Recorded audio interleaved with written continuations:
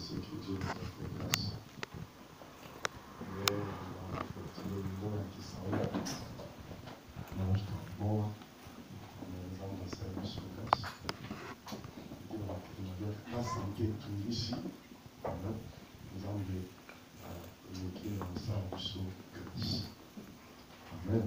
Amen. Jour après jour, toujours pour s'entraîner, le 14e jour, nous jeûne et prière dans le cadre de Sika.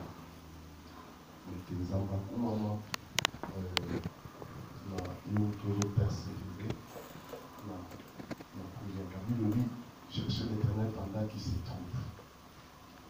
Donc, on dit que les enfants n'ont pas mouru. Il a partagé tellement qu'on a vu sur les intitulés les habits des Égyptiens ne lui font pas de lui un Égyptien. Les habits de l'Égyptien ne fait pas de lui l'Égyptien.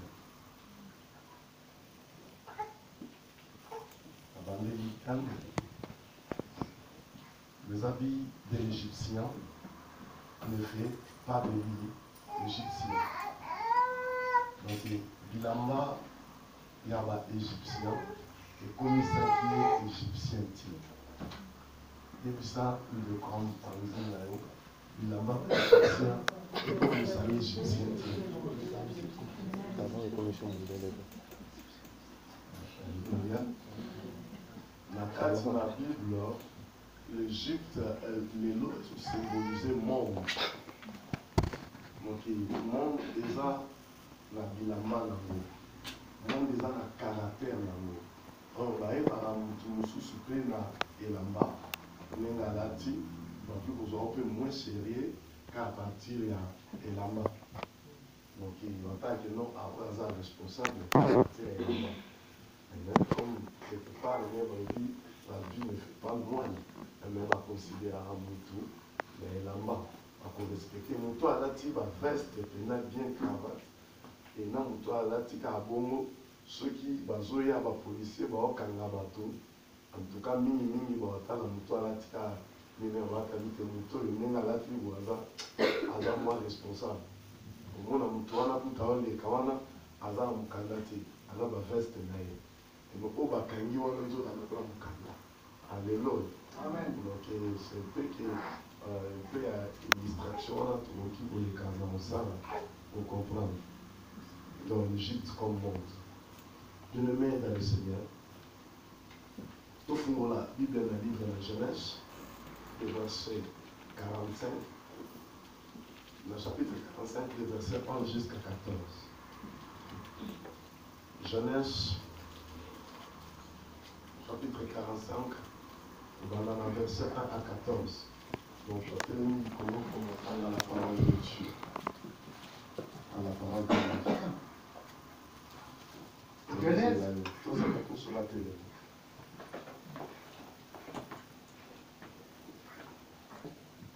On a dit là-dessus, on a compris ici. Genèse 45, verset 1 jusqu'à 14. Joseph ne pouvait plus se contenir devant tous ceux qui les entouraient. Il s'écria, faites sortir tout le monde. Et il ne reste personne avec Joseph quand il se fit connaître à ses frères. Verset 2. Il éleva la voix en pleurant. Les Égyptiens l'entendirent et la maison de Pharaon l'entendit. Joseph dit à ses frères, je suis Joseph, mon père vit-il encore? Mais ses frères ne purent lui répondre, car ils étaient troublés en sa présence. Verset 4. Joseph dit à ses frères, approchez-vous de moi. Et ils s'approchèrent. Il dit, je suis Joseph, votre frère, que vous avez vendu pour être mené en Égypte. Maintenant, ne vous affligez pas et ne soyez pas fâchés de m'avoir vendu pour être conduit ici. Car c'est pour vous sauver la vie que Dieu m'a envoyé devant vous. Verset 6.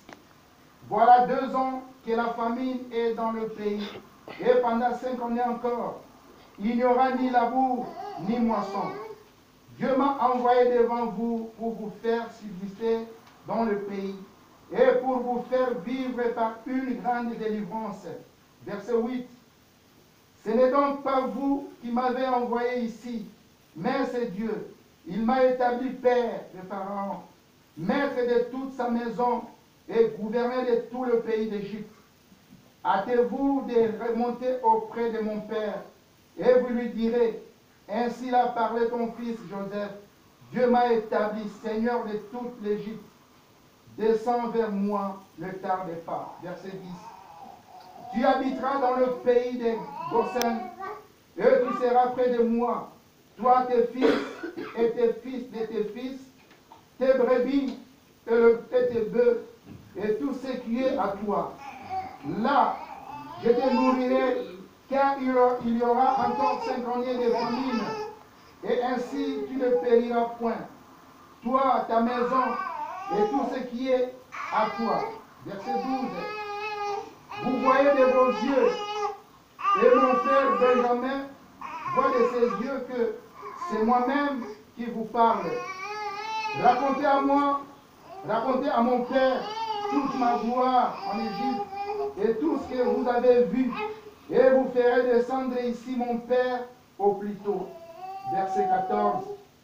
Il se jeta au cou de Benjamin, son frère, et pleura. Et Benjamin pleura sur son cou. Parole du Seigneur. Amen. Amen. Tobandi.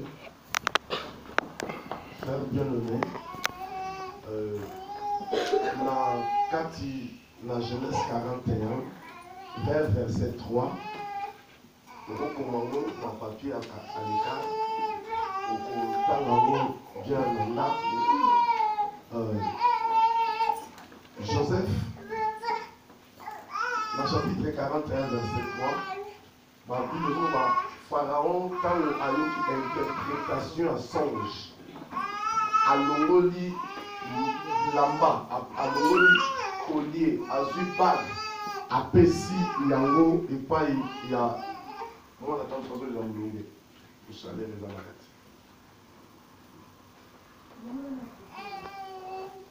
Ok. Pharaon, à l'ongoli bilamba naye, à pessi, yango, et pas il y a Joseph. Après Joseph bilamba, à pessi, bag, à pessi, collier. Or, Joseph ayaki na Égypte lokola esclave. Joseph azalaki mutu oyo batekaki ye. Joseph ayaki na Égypte commerce te, ayaki étude te, mais Joseph ayaki na Égypte comme esclave. Et Joseph azalaki na nationalité, azalaki déjà juif. Mais bateki ye par ma propre frère na ye, accueilli na Égypte, aza na famille te, aza na relation te, aza na mutu moko te. Mais c'est que Joseph alai nango, et ça le don de Dieu ou Ezakatinaye. Alléluia.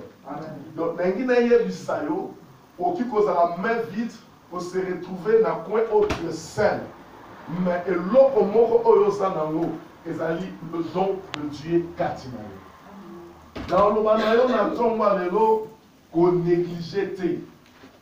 Dans l'ensemble où Ezakatinayo, parce qu'il y a un mot et ça là lobby pour marquer différence. Alléluia. Amen. Joseph, étant esclave, Nako, salela don wazaki nango, a interprété songe, Pharaon a bessé bilamba yaki bokonzi. Alobin, Joseph façon banaban déconné place tout abi, Dieu m'a établi le père de Pharaon. Or, Pharaon, alobin na Joseph, aux a pouvoir l'icolo à Égypte à l'exception yanga. Mais Joseph aussi ça m'a déconné. Dieu m'a établi le père de Pharaon. Donc cela veut dire Joseph comment il peut l'icolo il y a Pharaon. Alléluia. Est-ce que vous comprenez? Pharaon a lobby à Joseph, n'a répété bien. Joseph n'a établi rien à Israël mobilement. Personne n'a retenu le beau du coup, la réception n'a commandé. Mais Joseph, place tout un galobi, Dieu m'a établi le père. Si vous allez comprendre, Jacob a quitté Israël, dans Égypte, pour la première fois, plus de 20 ans, à mon Joseph, Joseph a Fukamaki. Joseph Tangaaki papa ne azaki na bilamba ki bokonzi lokola premier ministre. A lataki lokola égyptien. A commis devant père azu a Fukami. Papa a pambolaki, papa yambaki. Alléluia. Donc papa na yo aza toujours supérieur. Liboso na yo. Donc ceux qui na comprendre bien, Joseph a bandé peut commander Pharaon parce que a commis papa et Pharaon. Ce qui a bandé pour le Pharaon, Pharaon le faisait parce que a commis papa na yo. Alléluia. Bien aimé, na yo seul moko. Malgré la carte d'Égypte, qu'on changeait l'attitude na yo. Joseph, malgré la carte d'Égypte, seul, mais a changé l'attitude na yo. Or, par contraire, après beaucoup des années, Joseph a se révélé l'identité de ma frère. Amen. Donc, moment époque, on se révélé l'identité de ma frère.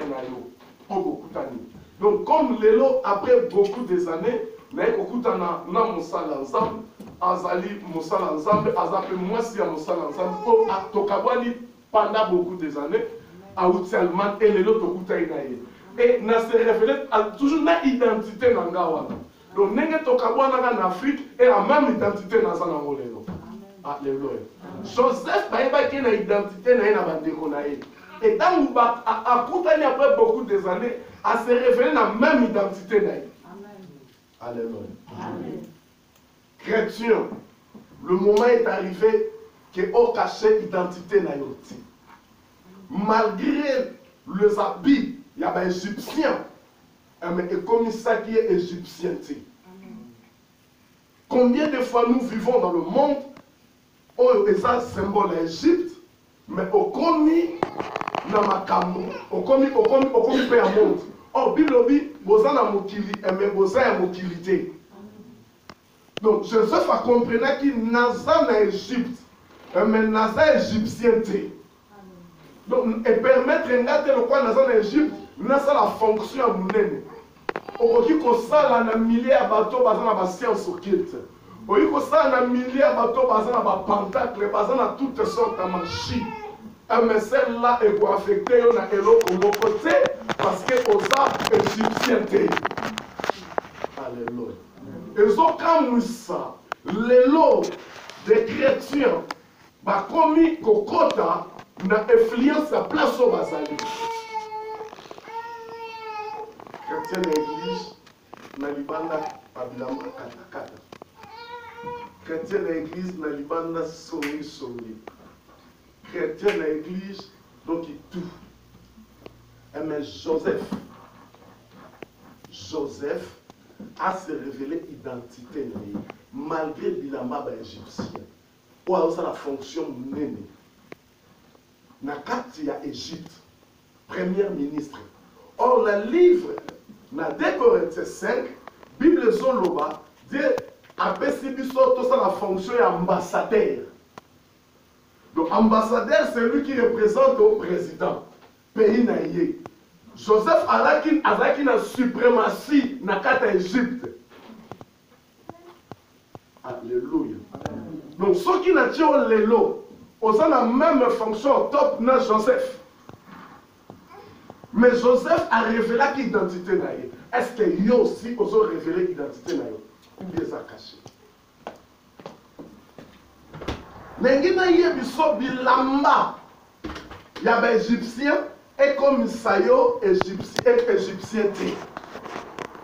Malgré ma pessie bas, ma pessie collier, ma pessie lamba.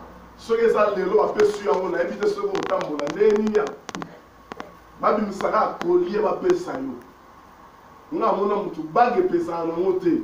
Mais comme on a la bague à or, ma bonne est comme mieux boé, à comment on t'a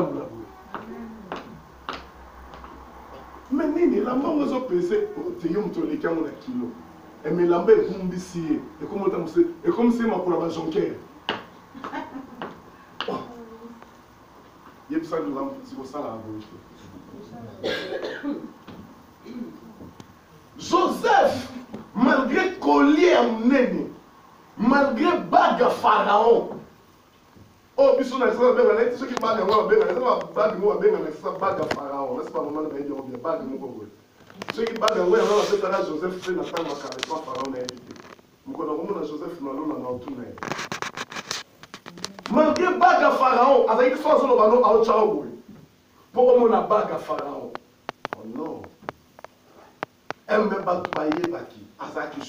Malgré tout cela, et comme ça qui est égyptien, et comme nous sommes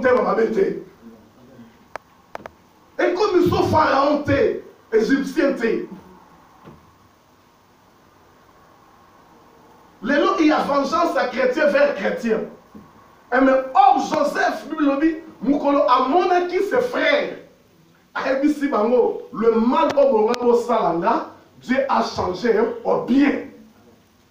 Avant de quitter.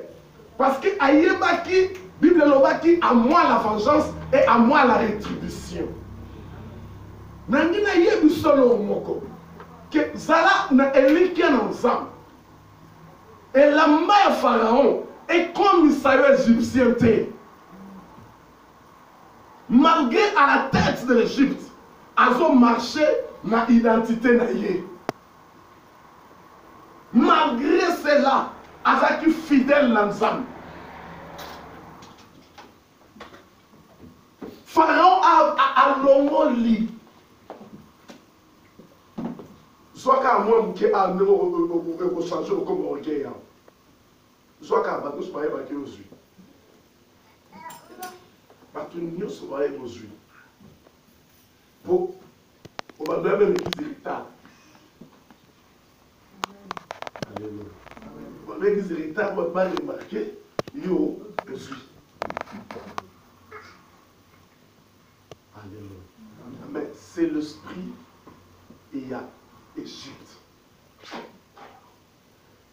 C'est l'esprit à Égypte. Bilamba. Et là-bas, et comment changer ma chrétienne? Mais Joseph a changé Haïti. A comme assumer fonction nene. A longo lycée qui a Zaraki. A longo esclave. A encore le bateau, n'est pas bon à récupérer ma souffrance sur les esclaves. Na la na ba carton, na lia qui ba na la ba nzala. Te abi non. Il faut kaka. Moi ça la septième. Malgré fonction, on a échangé ça que Joseph fait, c'est que Joseph a Zaraki. Malgré Bilamba, on a échangé ça qui était ce qu'il a Zaraki. Il y a ça que quand on dit malgré fonction, on a assumé qu'on changeait de ce que vous avez.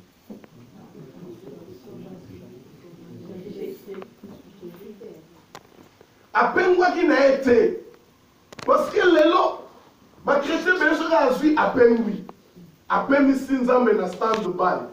Mikolo yo moete nazo yate azaki malade abiki no kana biki malade musoye assusté donc problème nanga c'est une église mais non l'homme a toujours besoin d'âme. Joseph a se révélé à tel ici bandekone abi nga Joseph bandekone bakuta ki Joseph na bilamba ba égyptien nzoto bayeba qui était même pas penser à koyeba. Vous savez la Bible avec le mot abandon au monate tant amoni Bible bi partout ba comme une confusion balobi oyoye toyete. Mais Joseph elle qui na eloko moko te et montrer que o azaye. Parce que qu'il a bikoti à l'Égyptien balataka l'époque. Alati bilamba wana, à ce continent alati, bandekone baza ko s'identifier que non o ezaye. Ba eba qui sort à Joseph T. Mais Joseph bazaki na mémoire. Non mémoire il y a qu'à faire l'embranche. Comment tu dis ça? Connaissance. OK, c'est souvenir. Alaki na mémoire te à l'accès dans ma be wana basaraki. Mais Azaraki toujours na image Malgré qu'on va comprendre, les ça y est dit que non, na mémoire on a dit que oh bande on a. Parce que banga te, le menga na dit bango. Alléluia. Joseph a eu l'espoir vengeance te. Pourquoi on t'aime nous en haine? Pourquoi on t'aime nous vouloir venger? Toko tananas. Et mais au tana 2018 na quelques jours avec rancune. Au tana na 2018 na babilamba ba égyptien et commission égyptien. Alléluia. Mais il y a des samutu moko. Bilamba ba égyptien, caractère à Égypte. Et commission teke égyptien. Moki les gens ont caractère nango. Moi, dans un bébé, il a caractère. Joseph a assumé qui a changé à quitter. A essayé de connaître les engages Joseph. Quand on va comprendre le thé, à longo ni bilamba en agnos. Bilobi même a crié qui a bête qui crie. Qui a émotion, qui a sentiment. On va comprendre le thé. Pour nous, on a elamba ol. Ah, bien aimé. Elamba est permis ça Joseph thé. Alléluia.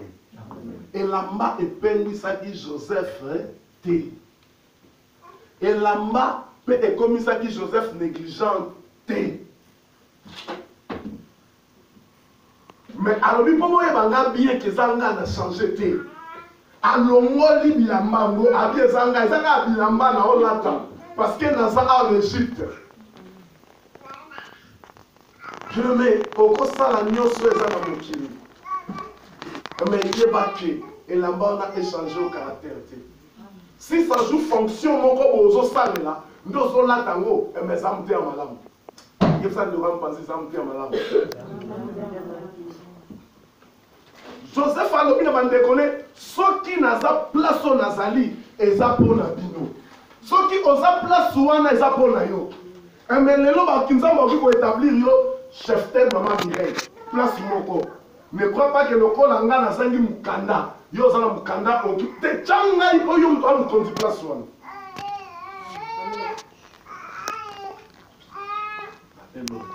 Joseph a commis égyptien. Mais pas n'éponaye, à qui c'est pas Pharaon, à Sengela bango place à malamu. Alléluia. Amen. Joseph a dit à Aïbisi Farabi, oh baza bande konanga, baza pena ba brebis, il faut pas vendre la place à bien, gosen, place où il y a ma petite bien, virus qui place à malamu. Mais pourquoi ceux qui yo osent la place à bien, comme ngana yé? Naza chrétien lokola yo ozo minimiser nga et yo mutamso ozo kangela nga porte et tu dis que Seigneur bénir est-ce que ça m'a pas bon race de vipère. Joseph Rabbi le mal obo ça n'est que dans mal té et ça qui est le seul moyen pour na comment pour na avantage na bino place aux ali fonction ça là ezali pour na yote mezaki avantage pour na bato bako yasima bazwa facilité wana et mais yo sa place wana oliko pesa bato mususu facilité wana te yebsan de kwa mpanzi no soza caractère wana tika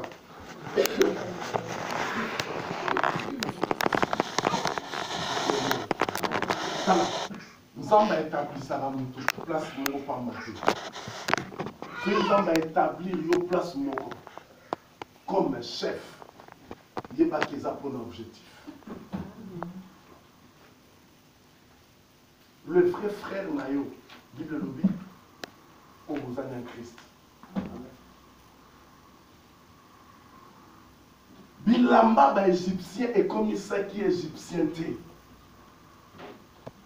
A intervenir pour la bande de Konaye. Pharaon a ça qui est noté. Parce que Pharaon comprenait que ce qui n'a pas l'air, Égypte est qui n'a pas. Parce que il y a un tout à ce sala pour vivre. Peut-être tu es là aussi une entreprise.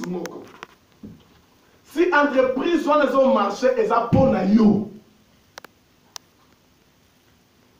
Peut-être que vous avez poste moko. Ce que vous simbama eza pona yo. Donc si un service ba ko pimelo ya ngote. Pour place wana mutu asala rôle na yo azate. Mutu akosala rôle ya Pharaon ya Joseph azalaki te. Pharaon a dit est-ce que tu peux trouver mutu moko kati na biso o aza na esprit ya Nzambe na mayele te na esprit ya Nzambe. O aza na esprit ya Nzambe. Joseph a lié ça ba égyptien. Na moment ya crise na esprit ya Nzambe. Or l'esprit ya Nzambe eyaka na intelligence.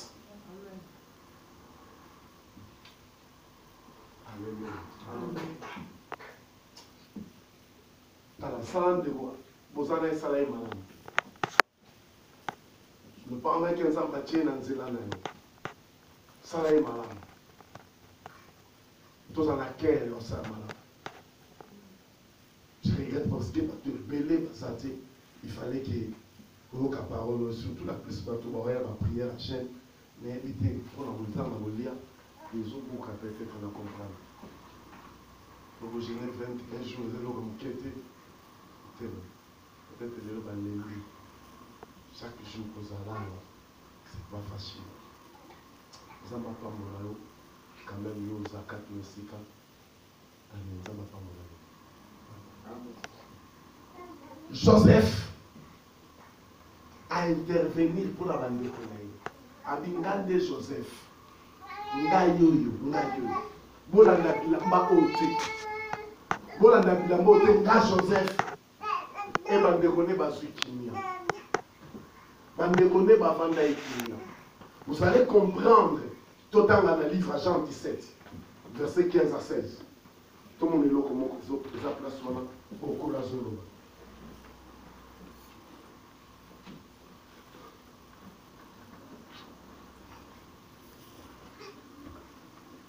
Jean 17, verset 15 à 16, je lis la parole du Seigneur.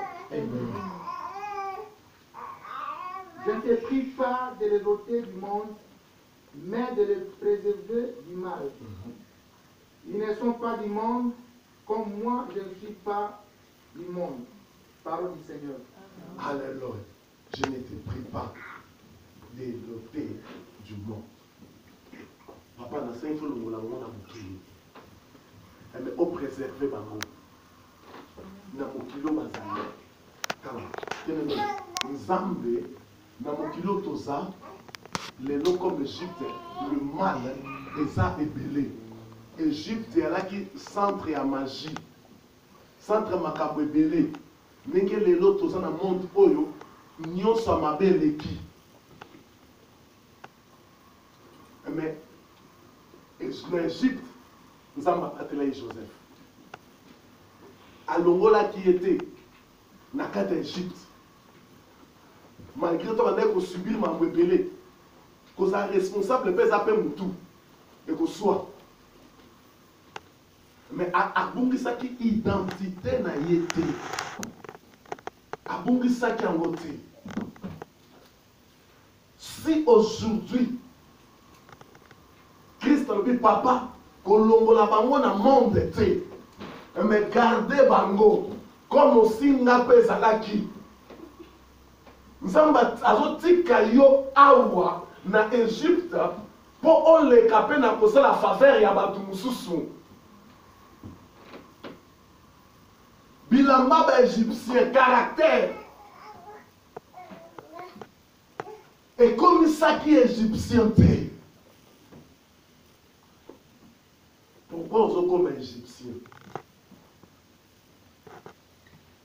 Nous avons dit que si nous avons mais déjà, on a dit déjà qu'on a un caractère. Et bon, ce que vous connu, et vous allez comment? Père, Kolongo la bango te na mukili, mais gardez bango. Nzamba zo garder yo na mokili. Nzamba zo garder en Égypte. Ozo bika caractère Égypte pour se distinguer. Donc, na salle na séminaire na lobaka eloko moko na bi soki Christ alongaki na likolo mba moko aye po abikisa motu angaki oshue parce que il fallait avoir l'expérience ya eloko wana na likolo lisumu ezalaki te akomaki lisumu mpo amikotaki na kati ya lisumu. Il s'est fait pécher. Donc, pour appliquer ça, il fallait appliquer l'expérience. Et maintenant, l'expérience à péché. Bilobi Christ a ça qui soumte. Et mais à même qui ne m'a soumé à battre. Est-ce que vous comprenez? Donc, à s'introduire dans mon kili. Mais à ça qui soumte. À combiner les soumtes, on a na sali. Nde yango a souffert dans mon accord.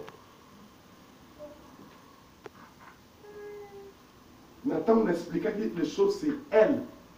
Ah ouais. Et c'est celui qui est puissant et celui qui marche devant toi.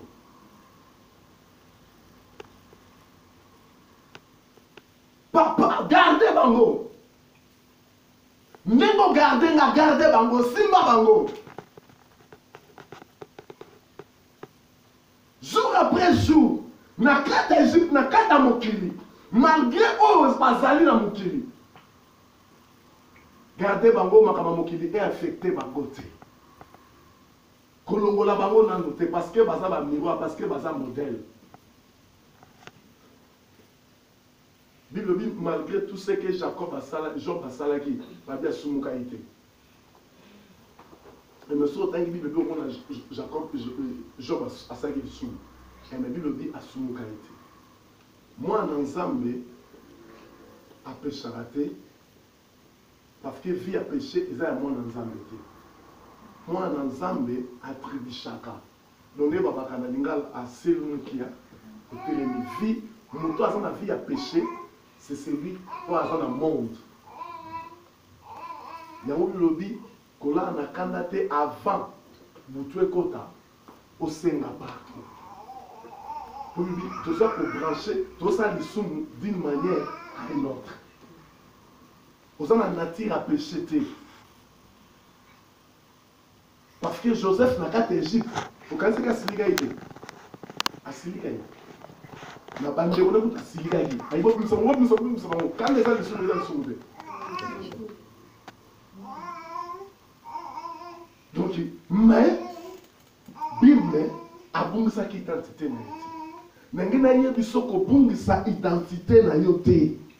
Nzambe a préservé yo, c'est la prière de Christ auprès du Père. Papa, gardez bango, nengo gardez qui n'a gardé bango. Nzambe soki a olongolo pressé na mukilité parce que ozana eloko il faut osala. Yango tino osala mukili. Eloko esengelo osala nano osala yango te. Nzambe a kolongola Joseph te. Ce que Joseph a joué qui place à malamu pour la famille. Amen. Ce que Joseph a nommé là qui dans la famille était auprès de Pharaon, a l'ingaki comme ça maintenant on l'ongolais en Égypte. On a aussi intercessé la famille. Bilobi, ceux qui m'ont pas sauvé, toute la famille est sauvée. Joseph a dit le mal au bolina qui nous a changé bien. À cause de Joseph, bah vendre qui lui paye à malamu. À cause de nous a sauvé, famille nous a sauvé. Puis on peut sauver Moussoussou. Nous sommes des chrétiens pour sauver d'autres.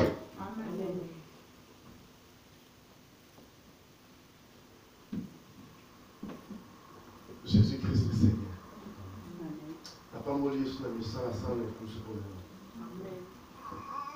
La croix foutane, assis sur ce problème. Parce que la typologie, Joseph, a type à Christ.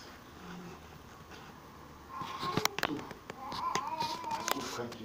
Azaki, notre frère, Azaki, rejeté, vendu. Tout. Yango, Christ a vécu aquí. Nous allons regarder, vous allez me bien. Il faut ça. Nous allons salir à côté. Nous allons tomber là. Nous allons pambola. Nous allons salo molam. parce que aux en Égypte moi nzamba oumela na souffrance à libélaté Joseph na kati Égypte a oumela na souffrance na libélaté nzamba visita qui bana Israël na Égypte bakota qui na pour la difficulté ba souffrir à la fin avant babima nde souffrance yaki et même ko babima ki babima na ba or. Est-ce que vous comprenez? Joseph a souffert. Ne pense pas que ceux qui ont souffert, ils peuvent faire souffrir.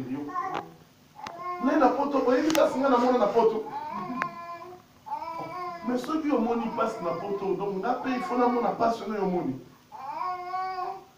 Le quoi, mon qui passe, maman, mais il faut minimiser, mais il faut qu'on passionné. Non. Ceux qui ont l'équipe, le chemin qui est mis sur ton équipe, la difficulté, lui, on la facilité. Parce que déjà, il y a ça l'équipe. Mais pas Christ à l'équipe. Christ a dit, je suis le chemin. Alors, ce chemin, on va y prendre. Christ a l'équipe, on dit là, il va s'aider. Parce que yo sont les calélos, on dit là, oh, déjà, il y a ça l'équipe. Et ça, déjà bien taillé. Yo sont les canaux, on va ça les lions, on dit là.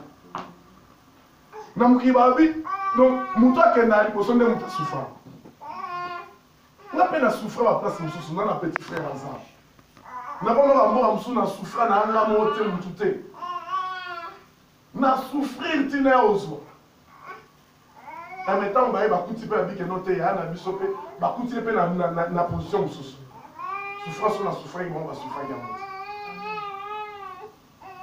donc eza te keno offert payer mutu oyo monaki parce que oza na bito nzamba atela yo wana mais après babino Joseph bilamba ba égyptien ekomisaki égyptien te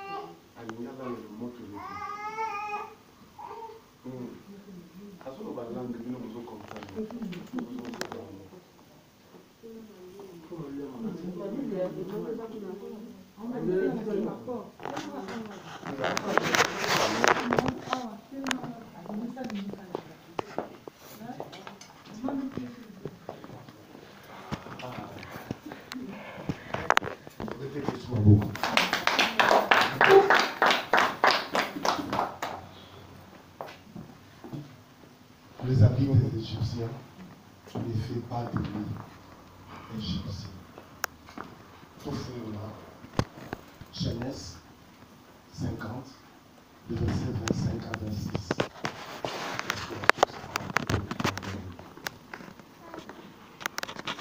Genèse 50, verset 25 à 26. Genèse 50, verset 25 à 26. Je lis la parole du Seigneur. Amen. Joseph fit jurer des fils d'Israël en disant: Dieu vous visitera et vous ferez remonter mes eaux loin d'ici. Joseph mourut âgé de 110 ans. On l'embauma et on le mit dans un cercueil en Égypte. Parole du Seigneur. Amen. Alléluia. Amen. Joseph fit jurer aux enfants d'Israël. L'Éternel a visité Bino. Visitation ensemble, oh Joseph Falobaki, il a dit pambolité, il a dit visitation pour la délivrance. Parce que Bazaki en Égypte, Bazaki en Égyptien. Nous avons un monde et nous avons un monde. Il fallait un jour nous avons visité. Visitation à Bisson, Colo, le Saint-Esprit à Boya, pour amener ma Bisson et pas une attaque. Israël va bimisa qui bango na visitation pour bakene na Canaan. Parce que biso mukolo wana tokende sous Canaan oyote ya Israël mais tokende Canaan lola. Abi Joseph a lobi na bango, l'Éternel a visité Bino. Et tant que vous la visitez, vous bossez ngate. Alléluia. Vous bossez ngate. Même dans vous bossez ngate. Pour comprendre Joseph, parce qu'il va embaumer. Ce va embaumer Moutabé. Il y a un chrétien.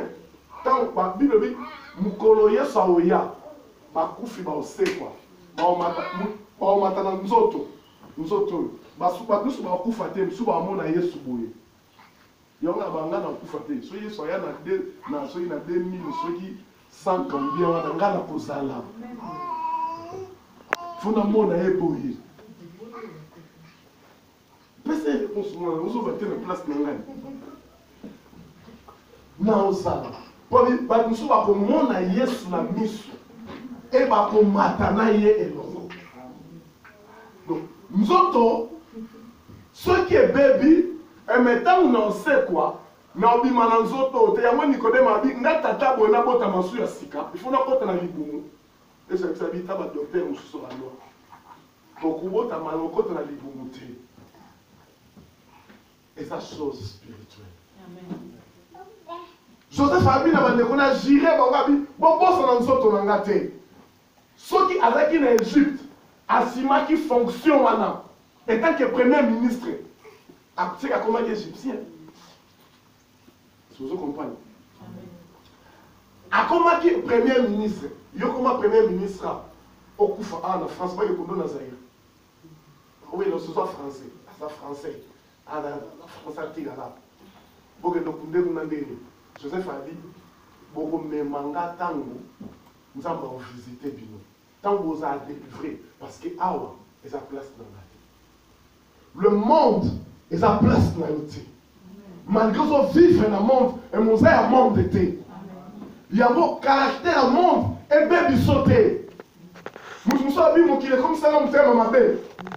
Moi, je pense que nous sommes les aïeux, nous sommes ma belle, nous sommes ma belle. Nous sommes ma belle. On a ça bien, mukili ne pas comme mukili, vous en mutawapi. On va comme mukili va comme ça comme terme abe.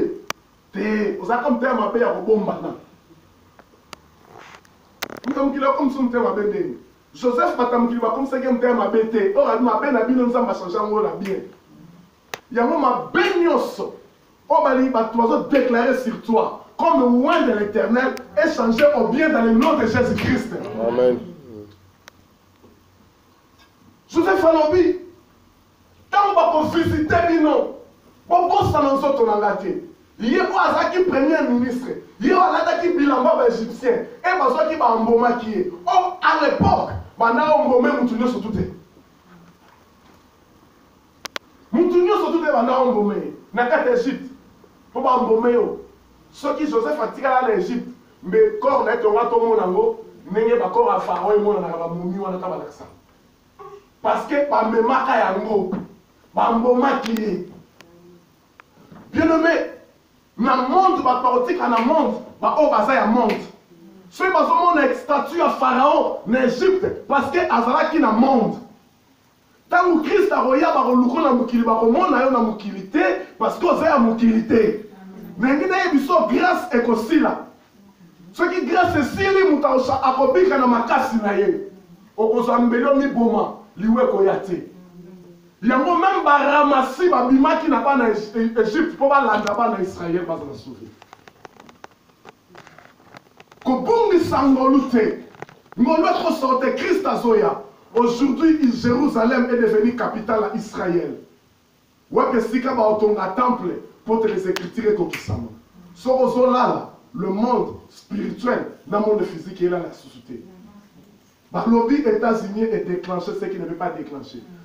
Trump a déclenché des choses.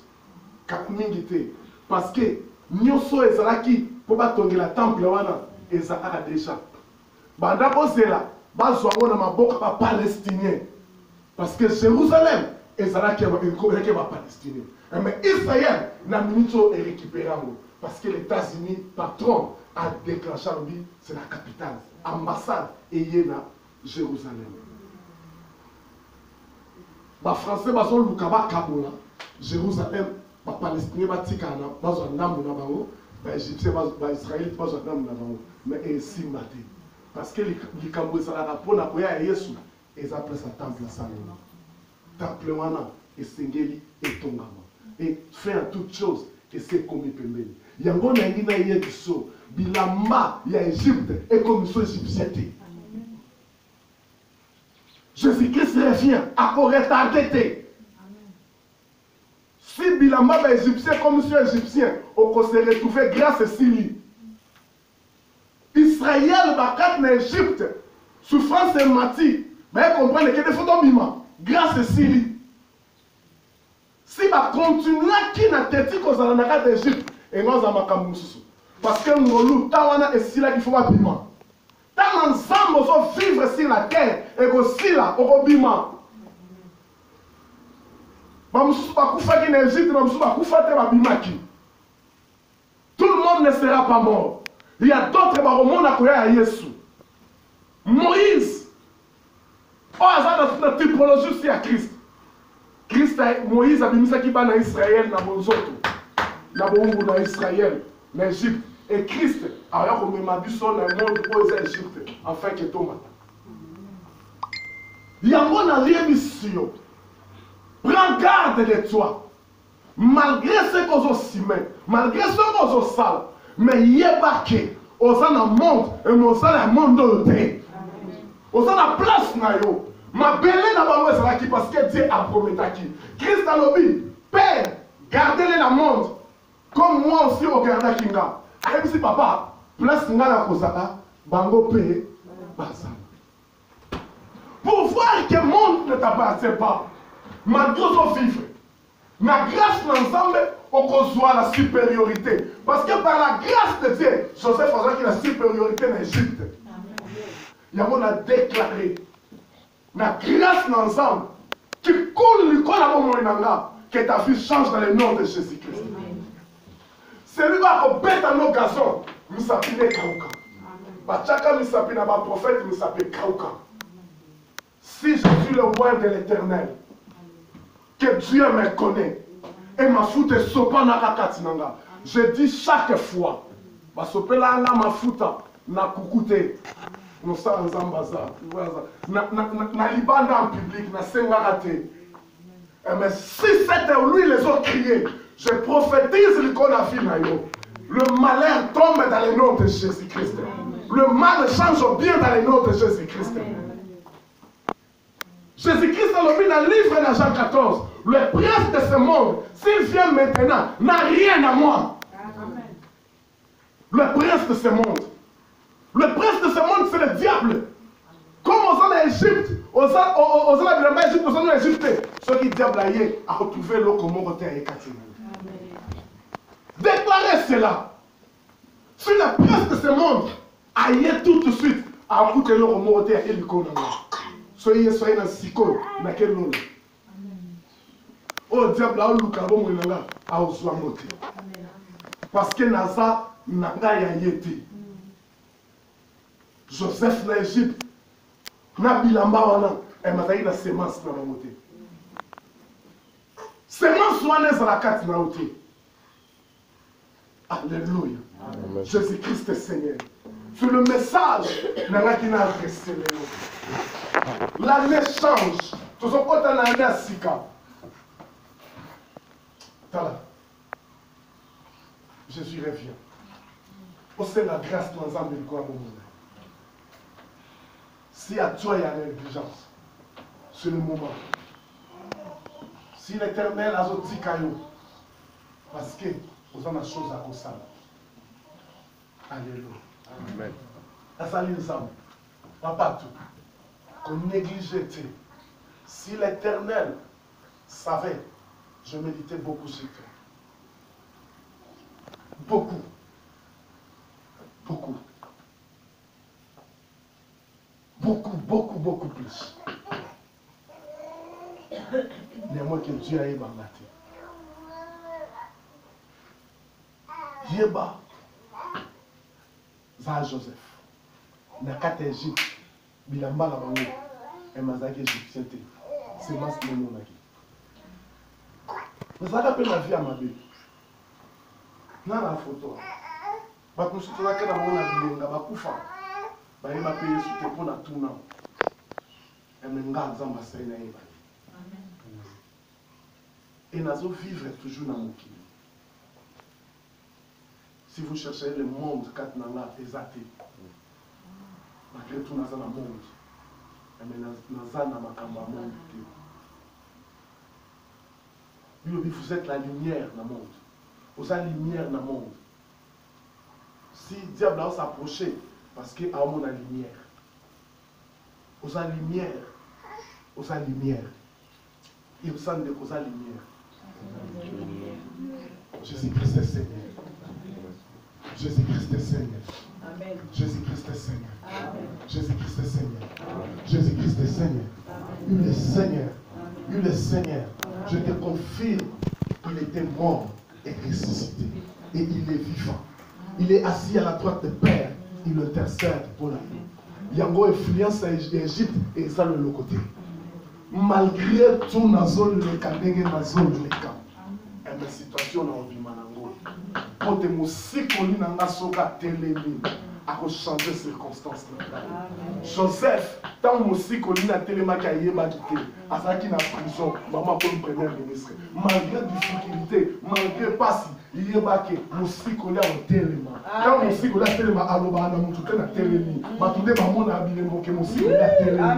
Parce que bah comme mon nana, on a bombe à ma tête et mon nana. Si quand musique on a téléma la vie va commencer. Amen. Nyonso oyo ezalaki ya monde kati na ye wuta ebandeli ya mbula oyo jusqu'à lelo ekufa na kombo ya Yesu. Toute semence qui n'est pas de Dieu kati na yo ezala détruite dans le nom tout puissant de Jésus-Christ. Que le Dieu des armées, que la Bible déclare, il est riche à bonté, late en colère, les compatissants, tikate ngolo na ye et se multiplier kati na ye. De tout mon cœur, je désire que tu prospères en tous égards et tu sois en bonne santé. Dans le nom de Jésus-Christ.